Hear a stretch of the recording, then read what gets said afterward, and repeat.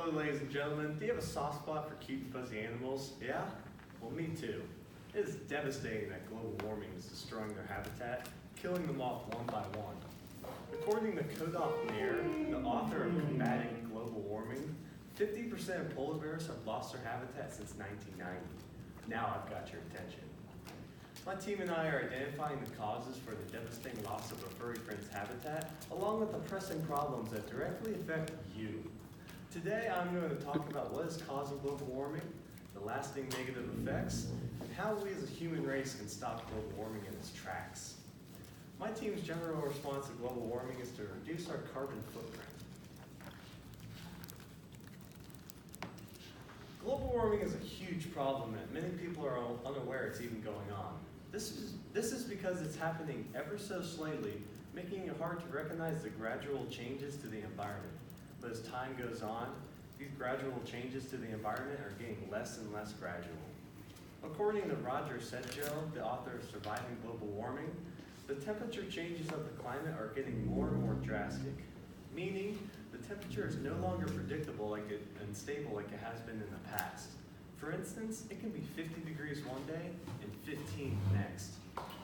This is a problem because it influences the environmental aspects, such as it causes a longer frost season, which is bad for the yearly crop output.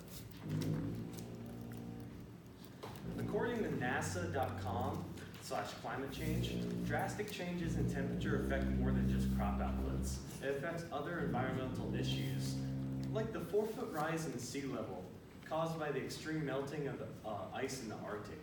Hence the devastating loss to the polar bears and penguins' habitat. That's not even the worst of the problems. Have you guys noticed the more extreme weather like floods and hurricanes? Yeah. Yeah? Well, you're 100%. right. Every year somewhere is hit with a more powerful hurricane. According to Roger Sedgwill, the author of Surviving Global Warming, today's hurricanes are 53% stronger than they were in the early 90s. This costs us trillions, along with something even more expensive, life. Numerous people are dying because of the direct impact of global warming. Now this is a problem. And these are only a few of the effects of global warming. So this is why my team and I have strived for a solution. Now that you have a little understanding of the devastating effects of global warming, now let's jump right into what's causing this epidemic. My team and I have took part in vigorous research, and we have dialed it down to two main causes. According to Global Warming and the Human Nature Dimension, the two main causes are the release of greenhouse gases, which can be broken down into several subcategories, and the other main cause is solar irradiance. To further explain, greenhouse gases are virtually every other gas other than oxygen that are released back into the air and trapped in the atmosphere. And this is where the common phrase greenhouse effect comes from. These gases trap radiation from the sun and ultimately raise the temperature of Earth because it almost works as a heat blanket. Solar irradiance is more of an abstract cause that's out of our hands, but basically it is the increased light output of the sun.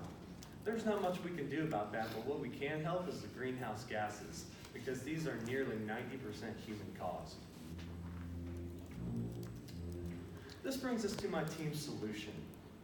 According to Limiting Global Warming, greenhouse gases mainly consist of CO2, nitrous oxide, methane, and water vapor.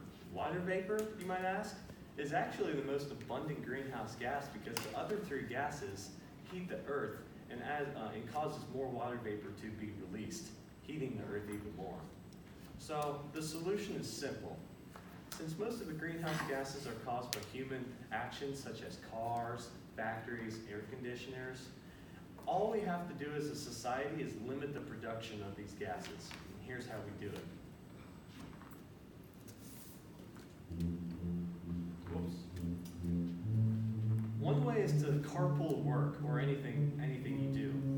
If you have a colleague that lives relatively close to you, take turns driving each other to work.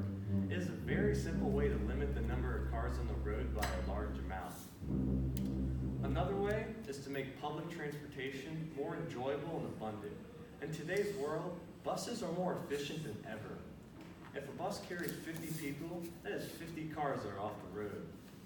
And one bus is way better for the environment than 50 cars. So if buses are more comfortable and abundant out on the roads, they will be more appealing to the public. And the third solution is awareness. Social media is such a huge factor in today's society. So the more we spread the word, the more people will latch onto the cause and help the global warming epidemic. All of this can be done with a small, simple increase in federal taxes. So ultimately, the less cars on the road, the less exhaust, and the less CO2 being released. So there you have it. The solution is simple and easy to do. Limit greenhouse gases in the world as we know it will be better than before. And all will be good. Our furry friends in the Arctic will keep their habitat and the human race will live on. On behalf of my team and I, we thank you and have a good night.